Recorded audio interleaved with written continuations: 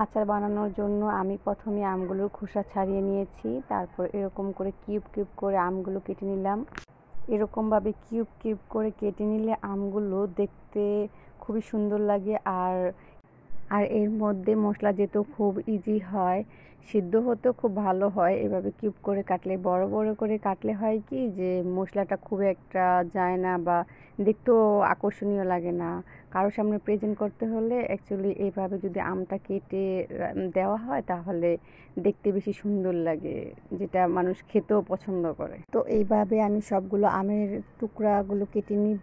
আর আপনারা চাইলে আপনাদের পছন্দ অনুযায়ী যে কোনো সাইজের, যে কোনোভাবেই আপনারা চাইলে আমগুলো কেটে নিতে পারবেন। এক্ষেত্রে ডিপেন্ড করে কে কোন সাইজের পছন্দ অনুযায়ী বানাবে। তবে আমার মতে এটা একটু ছোট করে কেটে নিলেই বরঞ্চ দেখতে সুন্দর লাগে। তো এরপর আমরা চলে যাব একটা প্যানে, কিছু তেল দিব। এটা আমের কোয়ান্টিটির উপর ডিপেন্ড করে আপনারা তেলটা মেজারমেন্ট করে দিবেন। আমি এখানে কোনোভাবে মেপে দিইনি, আমার আম অল্প ছিল তাই অল্প তেল দিয়েছিলাম।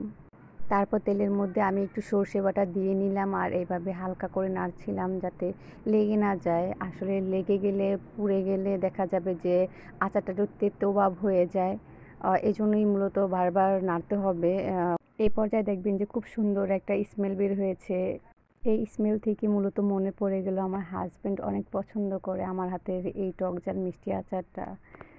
যখনই আমের সিজন আসে তখনই দেখা যায় যে উনি বলবে, তোমার আম লাগলে বা যা লাগে আমাকে বলবে, আমি তোমাকে পাঠাবো, তুমি আমার জন্য সুন্দর করে এভাবে আমের আচারটা বানিয়ে দিবে। আর সবার সাথে যখন প্রশংসা করে না, আমার সত্যি খুব ভালো লাগে যে আমি অনেক লাকি। কোথাও একটা শুনেছিলাম যে মানুষের পেট থেকেই নাকি তার মন পর্যন্ত পৌঁছানো যায়। তো এই রেসিপিটা দিয়েই না আমি আমার হাজব্যান্ডের মন পর্যন্ত পৌঁছাতে পেরেছি। আমার খুব ভালো লাগে যখন আমার হাজব্যান্ড বারবার বলে যে তোমার আচারটা খুবই মজা হয়। তো এই পর্যায়ে এসে আমি প্যানের মধ্যে আমগুলো দিয়ে দিব।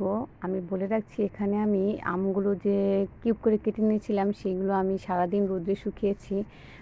কারণ আম থেকে একটা এক্সট্রা পানি বের হয়, যেটা নাকি জাল করার সময় হয় কি যে পুরো পাত্রেই পানিটা ভরে যায়, তখন আর আমগুলি এরকম সুন্দর থাকে না, তখন পুরো আমগুলি গলে যায় আর টেস্টও নষ্ট হয়ে যায়, দেখতেও খুব একটা ভালো লাগে না। তার জন্যই আমি মূলত রোদ্রে সারাদিন শুকিয়ে নিয়েছি। এখন আর এটার থেকে খুব একটা পানি বের হবে না। এখন যে প্যানের মধ্যে আমগুলি দিয়েছি সেগুলো বারবার উল্টে পাল্টে নিব আর তেলের সাথে যেন আমগুলো খুব ভালোভাবে মিশে যায়। তো এখন আমি আমগুলোর সাথে তেলের সাথে খুব ভালোভাবে মিশিয়ে কিছুক্ষণ নেড়ে চেড়ে প্রত্যেকটা আম যেন সেটার সর্ষের সাথে মিশে যায় সেটা দেখব। তারপর আমি এখানে কিছু লবণ দিয়ে দিলাম। এখানে একটা জিনিস খেয়াল করতে হবে যে আপনার আমটা কি বেশি টক কিংবা মিষ্টি কিনা। যদি টক হয় তাহলে লবণের পরিমাণ একটু বাড়িয়ে দিবেন, আর যদি খুব একটা টক না হয় তাহলে অল্প লবণেই দেখা যাবে যে আপনার ইয়েটা হয়ে যাবে। এবার আবারও আমি আমের সাথে লবণটাকে ভালোভাবে মিশিয়ে নিব যেন লবণের টেস্টটা আমের মধ্যে ঢুকে যায়।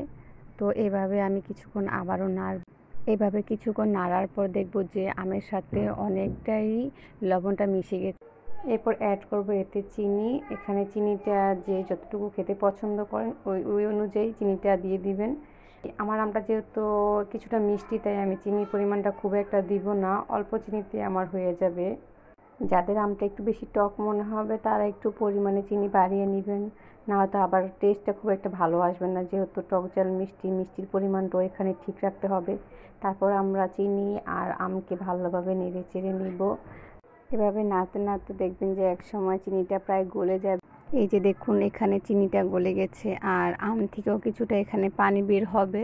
এটা দেখে কোনো ভয় পাওয়ার কিছু নেই। এটা দেখবেন যে কিছুক্ষণ পরে আপনার পানিটা শুকিয়ে যাবে, তো ভয় পাওয়ার কিছু নেই। এখানে এখানে একটা জিনিস নোটিস করেছেন কিনা জানি না, আমি কিন্তু এখানে একবারও কোনো কিছু দিয়ে ঢাকিনি। আসলে ঢাকলে আম থেকে দেখা যাবে যে এটা অনেক বেশি পানি বের হবে বা এটা অনেক বেশি গলে যাবে, তখন আর আচারের যে মেইন টেস্ট বা দেখার যে সৌন্দর্য সেটা পুরোটাই নষ্ট হয়ে যাবে। তার জন্য আমি আর ওভারকুক না করার জন্য এখানে কোনো আলাদা এক্সট্রা পাত্র ইউজ করিনি, কোনো ঢাকনা দিয়ে ঢেকে দিইনি। এই যে দেখুন এখানে পানিটা অলমোস্ট শুকিয়ে গেছে আর আমটাও সিদ্ধ হয়ে এসেছে। পুরো একদিন পর এসে আবার আমটাকে আমরা জাল করব, তার জন্য প্রথমে দিয়ে দিলাম ভিনেগার। ভিনেগারের সাথে আমটাকে একটু ভালো করে মিশিয়ে নিব, তারপর নেড়ে দিলে দেখা যাবে যে আর কোথাও লেগেছে তো কোথাও লাগেনি, এরকমটা আর হবে না।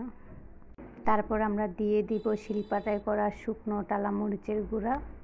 এই মরিচটাকে আবার ভালোভাবে মিশিয়ে নিব এর সাথে। এবার এর সাথে অ্যাড করব আমরা পাঁচফোড়নের গুঁড়ো। এরপর আমের সাথে সবগুলো উপাদান মিশ্রণ করে নেড়েচেড়ে কিছুক্ষণ জাল করে নিলেই হবে পারফেক্ট টক ঝাল মিষ্টি আচার। আপনারাও এভাবে বাসায় একবার হলো ট্রাই করে দেখতে পারেন। সত্যি কথা, সবাই আপনার প্রশংসা করতে 100% বাধ্য হবে। এই যে দেখুন এর ফাইনাল লুক কতটা সুন্দর হয়েছে এটা দেখতে, আর খেতেও কিন্তু দারুণ মজা হয়েছে।